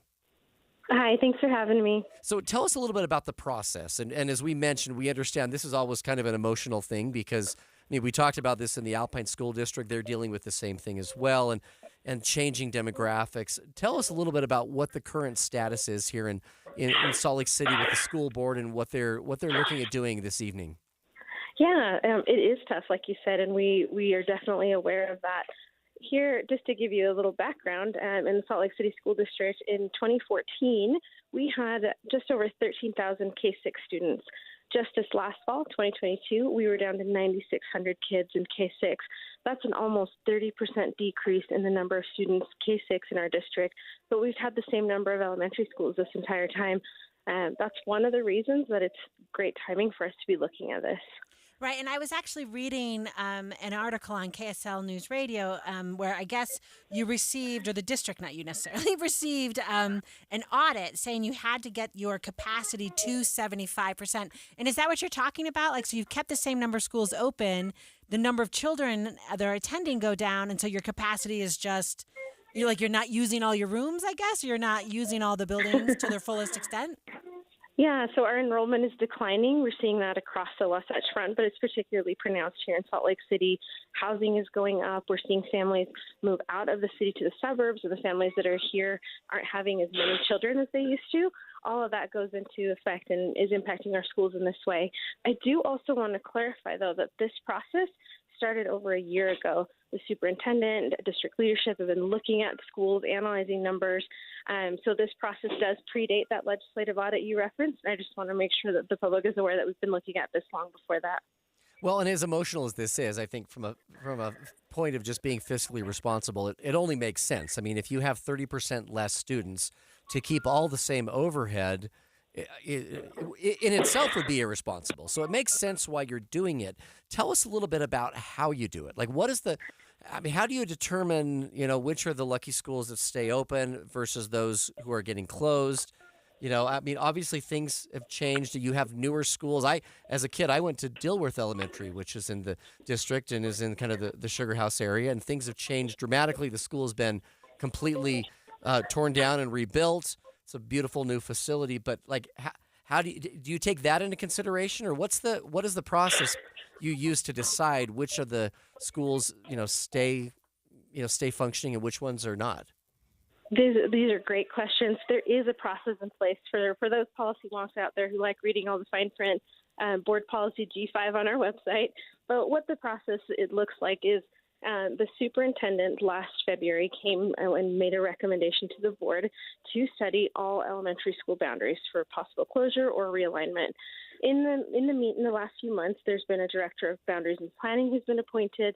There's a committee, an options committee that's been appointed, and they have looked through enrollment data. They've looked through demographics. They've looked at safe walking routes and any, boundaries in the city. Obviously, there are things like highways and City Creek that we can't really do anything about. So looking at things like that, the age of building. So there's so much that goes into account, looking at special programs. For us, really, the goal is to make sure that we're providing a high-quality seat for every student in the district. So financial responsibility is a part of that. But for us, the end goal is to make sure that every kid has access to a great education, no matter where in the city they are. And by right-sizing our schools, we feel that we can better provide these opportunities to students across the city. I love how you keep saying You're just very clear. This has been going on for a while. It's just we're talking about it now because this kind of popped. But we've been looking at this very deliberately for some time. And I'm a parent of, I no longer have kids in elementary school because my kids are now in secondary. But I know, like Derek said at the top of the segment, that's just nerve-wracking. To what extent... and you referenced a website, but if parents in Salt Lake City District were like thinking about, right, not being worried about it, but wanting to know all the things, where can they go to get information? And will there be a time for public feedback? Will they be able to talk to, these people you just listed who are doing all this work to make sure that they're heard? Yes, absolutely. And there have already been meetings out in the community. That director of boundaries and planning has met with every school community council, every principal, every school community council chair. And those meetings will continue. There will be public open houses in the fall. There's an online form on our website to have people fill out their thoughts. And I want to stress how critical that public input is for the board. They can look at numbers, they can look at enrollment trends all day long, but until they know how their decisions are going to impact families, how they're going to impact neighborhoods, they're not going to have everything they need to make this decision. So that critical piece, that public input, we need that. So tell us what happens at today's meeting. Now, my understanding is you're not necessarily going to be making decisions, but you'll have will it be sort of a tentative list and then you make a decision as to whether to go down that road, or what are we looking at right now? Yeah, tonight what the public is going to hear is a report from that options committee, and they're going to present the board with a list of schools that they are recommending for further study. So just because you see your school's name on that list does not mean your school's going to close. It just means that this committee that has studied some crucial data and that has listened to public input, that based on that data, that input, they're recommending that we look into these schools just a little bit further. And the process continues over a few months. And in total, the process actually spans a couple of school years. Because we know this is such a big decision, we want to make it in a very deliberate way. And the board needs that time to really study the process out. So the next step after tonight is in August, the board can choose to vote to adopt that list. So they're just going to hear it, no votes today. August, adopt the list possibly, and then public open houses in the fall. And then in December or January, that's that's when we'll have a final vote from the board. All right. Yandri Chatwin, thank you. She's the spokeswoman for the Salt Lake City School District. We appreciate you spending time with us talking about this, and best of luck. Thanks, Derek and Leah. Yeah, so I love this, Derek. I've kind of like a tale of two districts, right? Because I think, but correct me if I'm totally wrong, in the Alpine School District story, a little bit the public, what we were hearing was they felt they weren't heard, right? Or that the process moved quickly. Too quickly. You know? Right. And you always wonder, if it really went slower, if it would be different. I look at this as the exact opposite. In the land use arena, they call it the NIMBYs, right? Not in my backyard. When there's new development, you get the NIMBYs that are like, not in my backyard. Yeah. This is like the reverse of NIMBYism, which is, I do want it in my backyard. I do want my school open.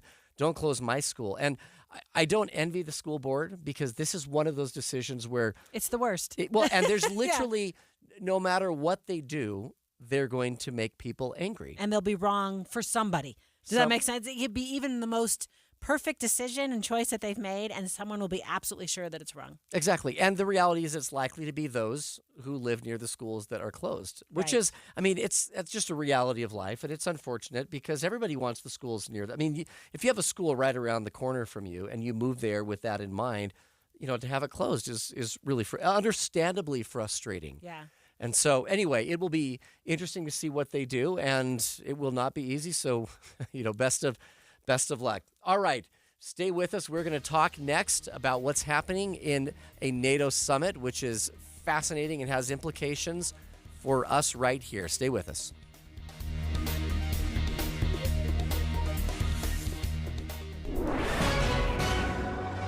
It's 2:30 at KSL News Radio. I'm Dale Spalding. KSL's top local story this hour, the Utah Supreme Court is hearing oral arguments in a case from the League of Women Voters, accusing the legislature of gerrymandering the boundary lines for 4 congressional districts. We're waiting on the Supreme Court's decision and will update you as we learn more. Our top national story this hour from ABC News. The fire threatening to capsize a large ship in Port Newark, New Jersey is out. But there's still a lot of work to do, according to Port Captain Zeta Merchant. This is merely the first step of a long process, as we now need to consider the salvage and transfer of the vessel, a process that can be hazardous and complex as well. The Coast Guard says the fire was fueled in part by the 1,200 vehicles aboard that cargo vessel. Be careful of potential Prime Day scammers today, but Britta Clark with the Better Business Bureau says there are ways to stay safe. Staying aware of what scams are out there is going to help you avoid them. Clark says to never open any links sent to you from unsolicited or unfamiliar emails or numbers. Your money at this moment, the Dow is up 317 points. Coming up, don't forget to drink extra water today. KSL weather is next. KSL News Time, 2:31.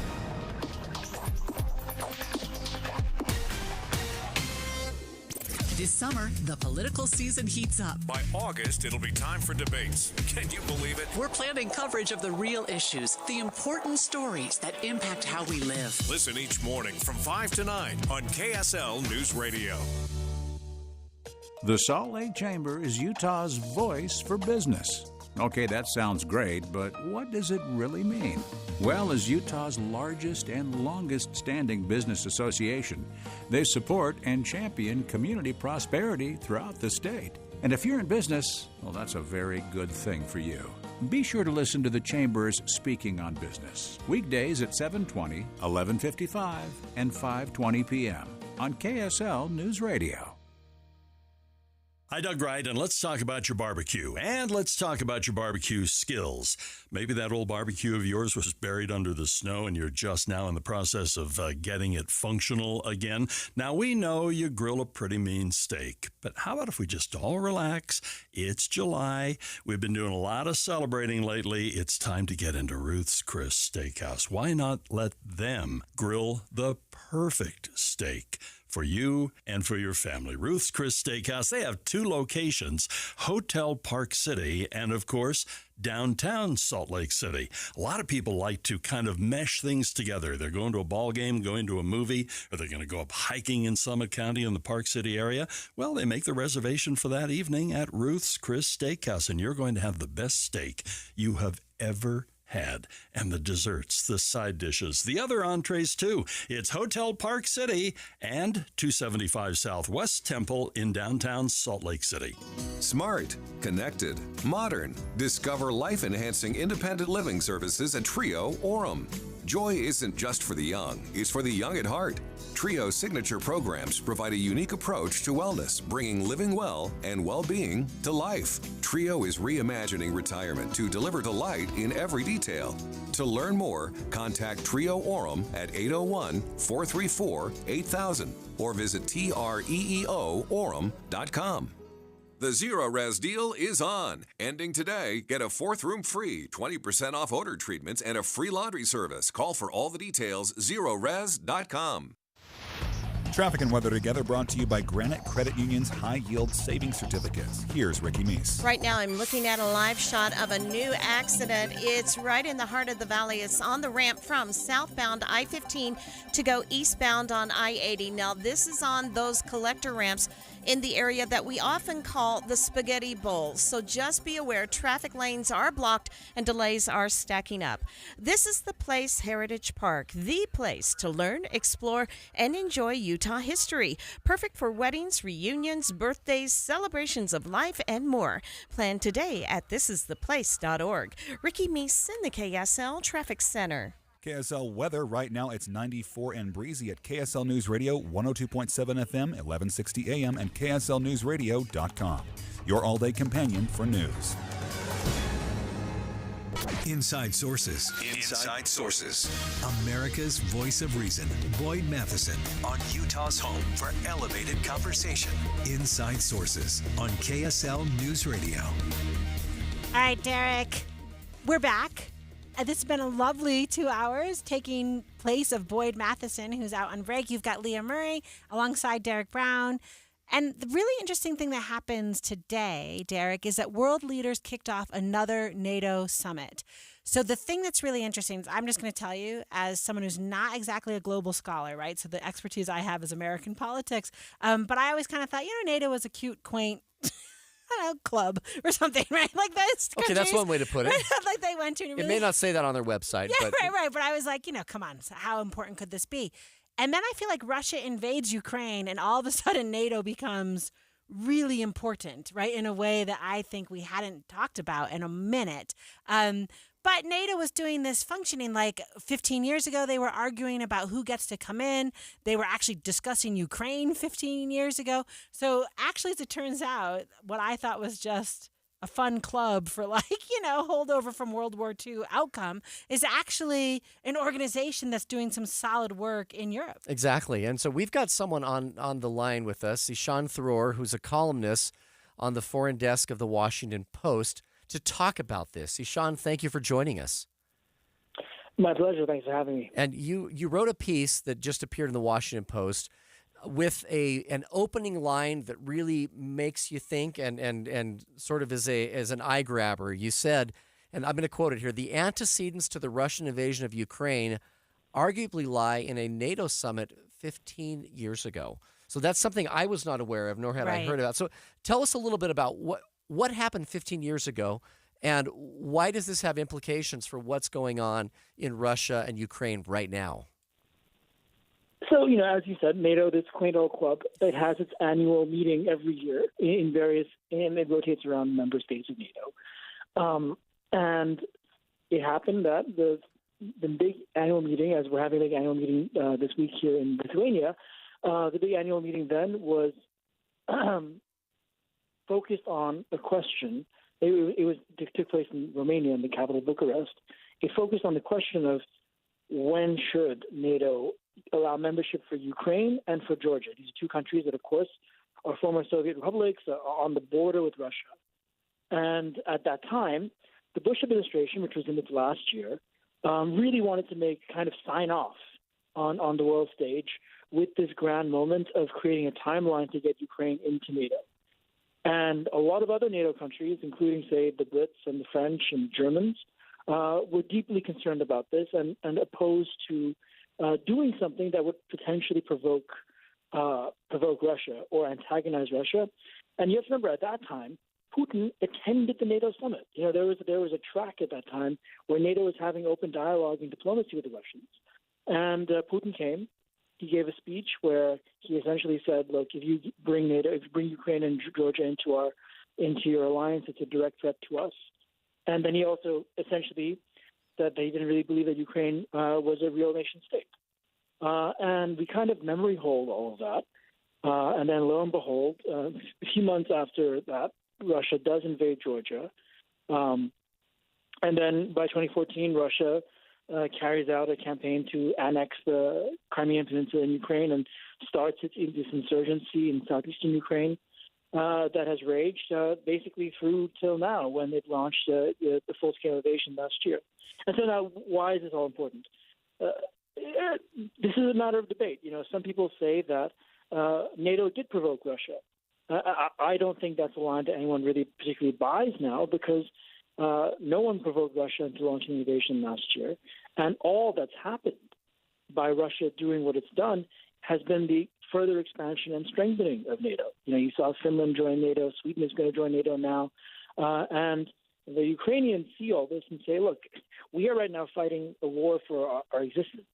We are now, fighting Europe's war to a certain extent against Russia.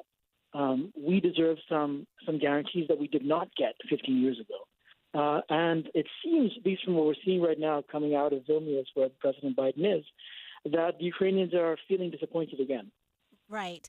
No, and I thought it was really interesting in your article, you quote Michael McFaul, a former U.S. ambassador, saying, war in Europe has only come to where NATO is not. So to a certain extent, right, that caught me when I read your article, because I thought, well, really, then what we should do is Ukraine should be in NATO. I mean, if the answer is Russia, that I just thought that was so powerful, that if war only comes where the alliance is not present, doesn't it make sense to get countries into the alliance? So I guess I don't understand why Ukraine, I understand why Ukraine is disappointed. I don't understand why NATO is not inviting them. Well, so here's the thing. If you are a member of NATO, there's some automatic political obligations that come with it, not least Article 5, which would which lays out that any attack on this country's territory constitutes attacks on all of us and merits and requires a military response. So the most obvious reason why NATO is not being invited right now is that it's in a state of war. And if it became a NATO member tomorrow, then we are all fundamentally in a state of war. And no one wants a situation where they're directly in war with Russia. So is it preemptive? That's the first. So, is that why Sweden is joining NATO? I mean, I understand that Turkey has now backed their effort to join NATO. Is that really why? Is it sort of a preemptive move? Well, for each country has its own sort of reasons. For Sweden, there's this kind of long period of historic neutrality or quasi-neutrality that it occupied, even though the Swedish military is, as the phrasing goes, interoperable with other NATO militaries and is as sophisticated, and there's a huge, robust defense industry there. But what has happened is, and what has changed since, say, 15 years ago, there was an assumption, especially in Europe, that Putin was somebody we could do business with, that Russia recognizes that war is not in its interest, and that it's not going to instigate a series of events that would bring open war to Europe in the way it actually has. So now everyone's calculation has changed. And now there's a much greater willingness to recognize that, look, we do have to confront Russia. We do have to check Russia. And the easiest way by doing that is by, bolstering this alliance that has existed, that is in many ways a Cold War relic, but now certainly still has a function when it comes to checking the ambitions and the influence of the Kremlin. Right. And another thing I thought was interesting was in the event that happened 15 years ago, former President George W. Bush was looking to get Ukraine a membership action plan. And sometimes I'm just intrigued, the further we get from that presidency, looking back, he just looks, smarter and smarter. And I wonder on this one, he might have been right. At that time, Germany felt like they weren't politically ready. So a little bit do you think, and this is such a horrible question to ask, and I apologize, but had George W. Bush carried the day at that point, maybe we wouldn't be having this conversation about, munitions, right, being sent to Ukraine because we might have prevented it? I mean, yes, but we also don't know. I mean, as you say, this is a very difficult question to answer. And it's very easy in hindsight to say, if this had happened. I mean, the Ukrainians certainly believe that had they been given a clear timeline and process, and had the Russians known that this is a clear track and timeline that Ukraine is on now to enter NATO, then it would have changed the equation for them, and it would have changed Russian thinking, and that we should have called Russia's bluff on this. We should have called Putin's bluff. At the same time, you have to remember, the Bush administration was deeply unpopular both at home and abroad. It was, tarnished by what I think most people can genuinely agree now was a pretty disastrous and unforced error in the invasion of Iraq, which had created a lot of bad blood with the Europeans, or at least certain Europeans. And there was a wariness of taking on these grand geopolitical projects that confronted other governments. And so, especially when you think about how much business Europe was doing with Putin and Russia at that time, the incentives were aligned differently. I think in hindsight, we all may want to believe that a more confrontational approach to Russia would have benefited everyone. But we also don't know what the implications of that may have been at that time, and what what paths it may have taken us down at that moment in time. So it's a complicated question. I think the Ukrainians certainly believe that had NATO been firmer and clearer, and had the governments of Europe been more genuine in their support, in political support for Ukraine, then they wouldn't be in the position they're in right now. I think there are a lot of people who still believe that Ukraine is certainly not. Ukraine is fighting a real war. They're showing a lot of courage and bravery. They're showing a hell of a lot of tactical acumen in defending their nation.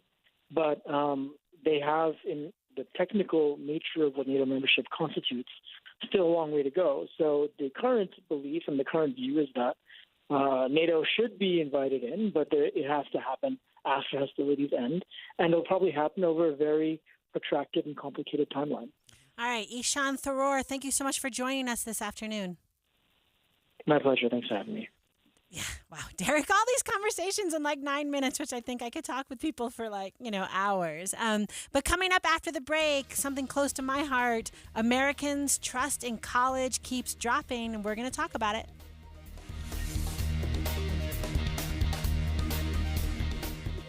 We're going abroad for the first time in years, to Spain. So we started using Babbel. And started learning Spanish fast. With Babbel, you can start having conversations in another language in just 3 weeks. ¿Cómo te llamas? ¿Cómo te llamas? When you learn a language, you want to actually use it. Babbel is designed with that goal in mind. In just 3 weeks, we're starting to have conversations in Spanish. Gracias, Babbel. Babbel, language for life. Now try Babbel for free at Babbel.com. That's Babbel.com. Higher taxes, soaring inflation, record low interest rates, and the skyrocketing cost of healthcare. The list goes on. Retiring successfully today is a lot more complicated than ever before. Learn how you can tackle the biggest challenges that you'll face in retirement today. Don't miss a special edition of Retirement Solutions Radio. It's this Saturday afternoon at 3 o'clock, right here on KSL News Radio 1027. Jim Weber is here from Foothill Oriental Rugs, where the semi-annual sale is underway now. And Jim, the great thing about Foothill Oriental Rugs is that you take out the middleman. We actually do. And as a result, our retail prices are 25% below the industry average before we even put them on sale. So when we have a sale, it's the real deal. Right now, for instance, we've got a 12x15 Afghan vegetable dyed Mughal, regular price $95.03, on sale for $2,851. We've got an 8x10 Afghan vegetable dyed Agra, regular price $29.33, 70% off, on sale for $880. Talk about the experience when someone comes into Foothill Oriental Rugs. Well, we encourage people to take rugs home and try them before they decide. I get customers all the time who tell me they bought something online and they didn't look good in their room and wasn't the right size. So with this product, you really need to see the texture and feel the texture, and you really need to see it in your space before you make a decision. Don't miss out. The semi-annual sale is underway now at Foothill Oriental Rugs, 1460 South Foothill Drive, just south of Foothill Village. Hi everyone, it's Congressman Blake Moore here. It's been a busy summer in Congress, working to address our debt and deficit crisis on the Ways and Means and Budget committees, and meeting with constituents across the district. My team and I have also been introducing key legislation that will incentivize charitable giving, improve our foster care and adoption systems, support small business owners, and much more. I'm looking forward to sharing these updates and more during my upcoming telephone town hall. Please join me on Thursday, July 13th at 6 p.m. for an interactive teletown hall where I will take your questions and engage on topics that matter most to Utahns. Tune in on Thursday, July 13th at 6 p.m. by dialing in at 833-305-1678. That's 833-305-1678. Learn more on my website at blakemore.house.gov. Thank you, and I look forward to talking to you soon. Paid for by official funds authorized by the House of Representatives. At Your Service Pros Heating and Air recently received the following review on Yelp. I'm so glad I got a second opinion from At Your Service Pros. They identified the same items of work to be done, but gave me a much more realistic quote. I'll definitely use them again. Thanks, Seth. We're glad we were able to do the repairs for less than half of what the other company quoted him. There's a reason we're one of the highest rated companies on both Google and Yelp. If you want a free second opinion on your HVAC repairs, give us a call at 801-YOUR-PRO. That's 801-YOUR-PRO. Getting help with electrical repairs is easier than you think. All you have to do is call Any Hour Services or schedule an appointment at anyhourservices.com. No one helps more homeowners than Any Hour Services. At Social Security, we are always thinking of ways to save you time and make things easier. That's why we created My Social Security. Opening a My Social Security account gives you secure access to your personal record and interactive tools tailored for you. You can see if you are eligible to receive benefits, view spousal benefit estimates, and compare retirement benefit estimates at different ages or dates when you want to start receiving benefits. Already receiving benefits? Use your account to change your address, set up or change direct deposit, get a proof of income letter, and more. In most states, you can also request a replacement Social Security card. Save time. Go online. Open a My Social Security account at ssa.gov/myaccount. Social Security, securing today and tomorrow. Produced at U.S. taxpayer expense. Jeff Kaplan. I'm originally from New Jersey. It's a little different than Utah. Oh, okay. It's a lot different than Utah. You understand what I'm saying here? I first came here on a date. I had an employee who lived in Utah, and I said, that girl, I think I'm going to meet her, and it's tax deductible. I never left. I've never left. I've been here for going on 15 years now, and we've been married for 12. I've been around the block in the radio business. I've worked for a lot of major companies. There are none with the commitment to the community that I found at KSL. There are none with the camaraderie of the staff that I found at KSL.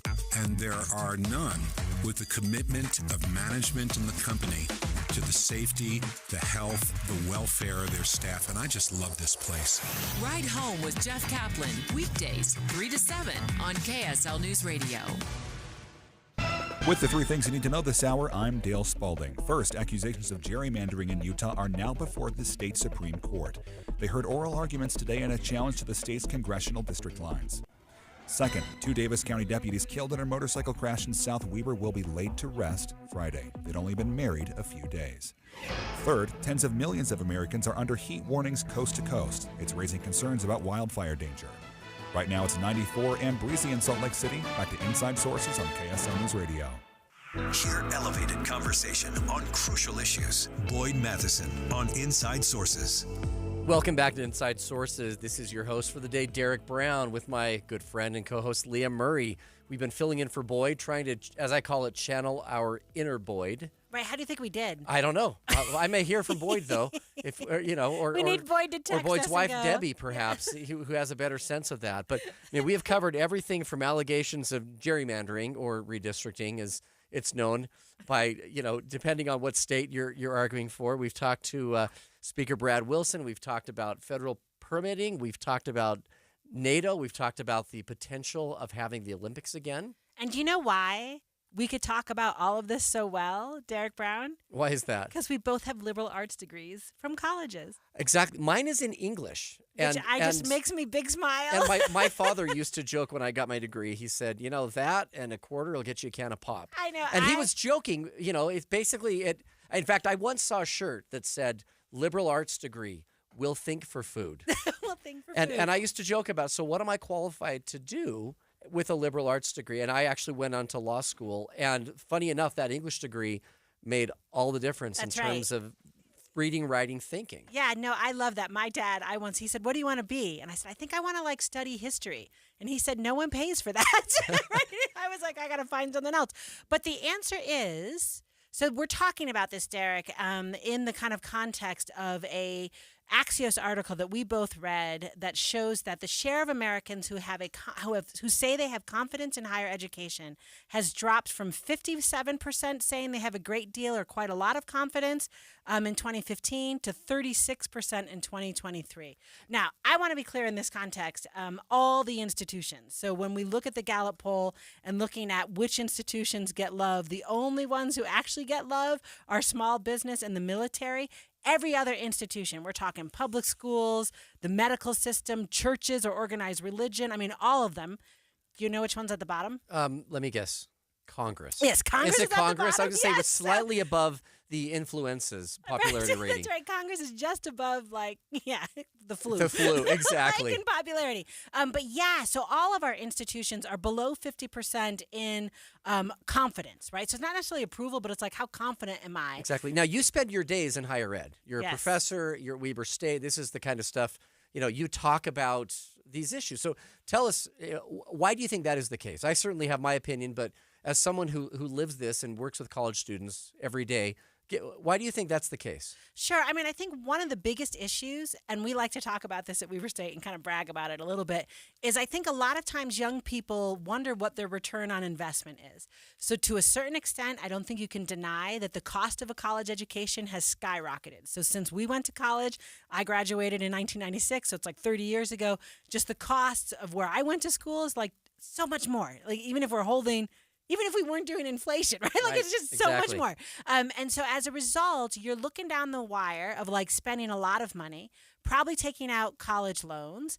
You just were told they're not going to be forgiven by the Supreme Court, right? So to a certain extent, I think young people might say, why on earth would I do this when I could go earn, right, $20 an hour at the Gap? I could out of the gate from high school, earn enough money to buy myself a car, to live kind of okay. Does that make sense? So the return on investment in colleges is often what we hear why students might not want to go. Now, the question, and so I think that speaks to the confidence. I think part of it is all the institutions we don't have confidence in, and a little bit we're in this anti-expert kind of wave in our country just across the board. And I think a little bit we don't like public servants right now. That's teachers and police officers and, college professors, right? So a little bit, I think all of that is there. But when it comes to like the nitty-gritty, right, and we're talking to kids about whether they're choosing to go to college, one of the questions they have to be asking is it worth how much bank I'm going to put in, right? So I'm going to spend however much money it is, Derek, to get my English degree, right? And then what am I going to do with that? Right, and I've talked to students. I mean, I've taught as an adjunct at BYU for a number of years, and I had students all the time ask me, should I go to law school? And some really wanted to practice law. Others were like, I could tell they were. We joked that law school was in the years past, it was the great American babysitter for directionless undergrads who really didn't know what to do with their life. And they went, hey, I'll get a law degree. But a lot of it now comes down to a cost investment. When I was in law school, there was a law school in San Diego that had the dubious distinction of having the highest unemployment among graduates and at the same time, the highest amount of student loan debt among their students. Now, if you're going there, I would say, don't go there. But I've had students that have gotten into Ivy League schools and said, is it worth the investment? And I'll almost always say, absolutely. Yeah, no, and I love that point right there. I'm always kind of like, if you can get into one of the top 5 schools in the nation for what it is you want to do, figure it out and go. Does that make sense? Because the prestige, the brand of those schools are going to do a lot of work for you. And the experience. That's the other thing. And I think there's been a lot of criticism about whether college degrees are valid, are they useful. I have a son who's currently studying bioinformatics. And the conversation we just had a few weeks ago was, will this degree be worth anything in a world of artificial intelligence? Or will everything I'm learning be functionally obsolete by the time I walk down the graduation aisle? Right, and I think that's such an interesting question and why I led our segment when we started talking about this with you and I can do this well, right? Because we have liberal arts degrees. Some of the things about college where you actually have to hand in a paper on time, right? Like you have to show up at a class 3 times a week. And man, I never signed up for a class earlier than 9:30, Derek Brown, because like that was just too hard. And I had a stats class that was at 8 a.m. 5 days a week. That is torture. I won't tell you how that turned out. Right, like how well you did. Exactly. But when I took it the second time, I did really well. You did much better. Yeah. So the answer basically is what a college degree does is proves to you that you can do it. Right? And it's not just the degree or the major, it's also the clubs and orgs, it's the co-curricular part of it.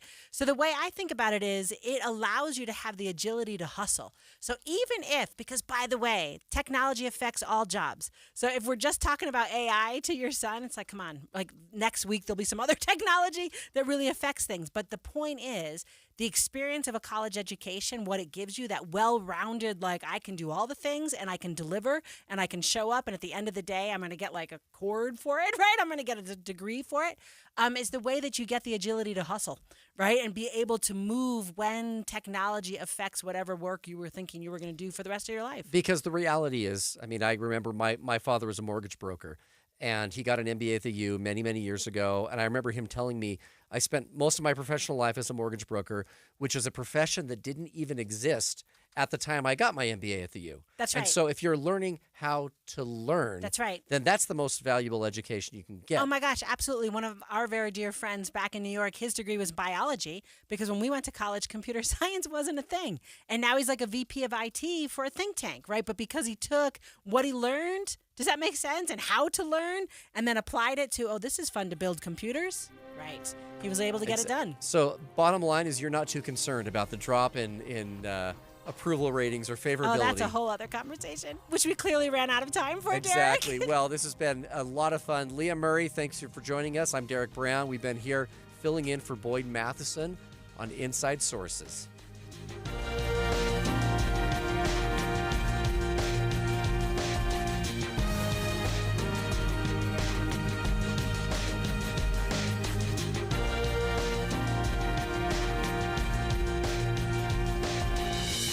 KSL FM Midvale, KSL Salt Lake City. Listen on the KSL News Radio app and in your car at 102.7 FM.